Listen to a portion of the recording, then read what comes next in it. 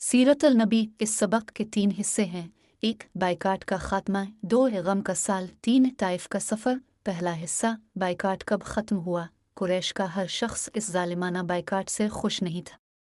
कुछ हमदर्द लोगों ने उसे ख़त्म करने की कोशिश की। रसूल अल्लाह ने अबू तालिब को बताया कि बाइकाट का मुआहिदा दीमक ने खा लिया है, सिर्फ अल्लाह का नाम बाकी है। अबू तालिब ने कुरैश से कहा, अगर मोहम्मद की बात सच साबित हुई तो बाइकाट ख़त्म करना होगा। जब कबा से मुआहिदा निकाला गया तो वो वैसा ही मिला जैसा रसूल अल्लाह ने बताया था। नबुव्वत के 10 साल मुहर्रम में बाइकाट ख़त्म हुआ और रसूल अल्लाह ने दावत का काम दोबारा शुरू किया। कुरैश ने आखिरी बार अबू तालिब से कहा, अपने भतीजे को रोके। आपका जवाब, ला इलाहा इल्लल्लाह कह दो और शिर्क छोड़ दो। सबक और अमल। नेकी के कामों में एक दूसरे की मदद करें, मजलूमों की हिमायत के लिए इज्तिमाई कोशिश करें। दूसरा हिस्सा, गम का साल क्यों कहलाता है। नबुव्वत के 10 साल को आम उल हुज़्न, गम का साल, कहा जाता है। इस साल 2 बड़े वाक़यात पेश आए। रसूल अल्लाह के चचा अबू तालिब का इंतकाल, उम्मुल मोमिनीन हज़रत खदीजा रज़ी अल्लाह अन्हा का विसाल। उन दोनों ने सख्त हालात में आपका साथ दिया था। उनके विसाल से आपको गहरा सदमा पहुंचा।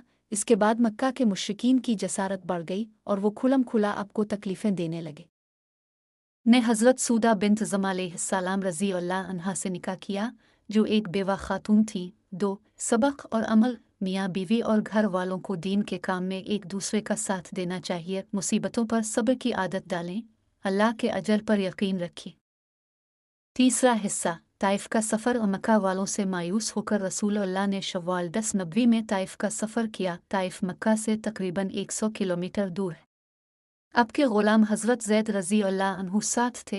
रास्ते में आप कबाइल को इस्लाम की दावत देते रहे। ताइफ के सरदारों ने दावत कबूल ना की, बल्कि आप पर पथराव किया। आपके पाँव मुबारक ज़ख्मी हो गए और हज़रत ज़ैद रज़ी अल्लाह अन्हु के सर पर चोटें आए।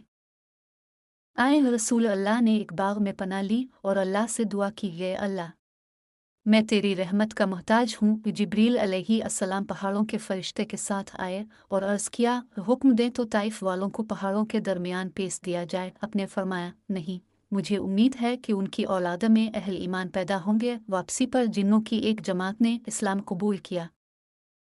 सबक और अमल। दावत में मुश्किलात आएँ तो अल्लाह से मदद मांगें, दीन की खातिर कुर्बानियाँ दें और दावत के नए तरीक़े तलाश करें।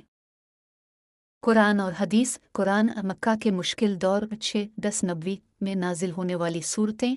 पारा 17-24 कुरैश के एतराज़ात का जवाब हैं। इन सूरतों ने सहाबा के ईमान को मजबूत किया। आज भी हम उन्हें समझ कर पढ़े। हदीस के रसूल अल्लाह की ज़िंदगी चलता फिरता कुरान थी। इस साल कम अज़ कम अहादीस की एक किताब ज़रूर पढ़ें।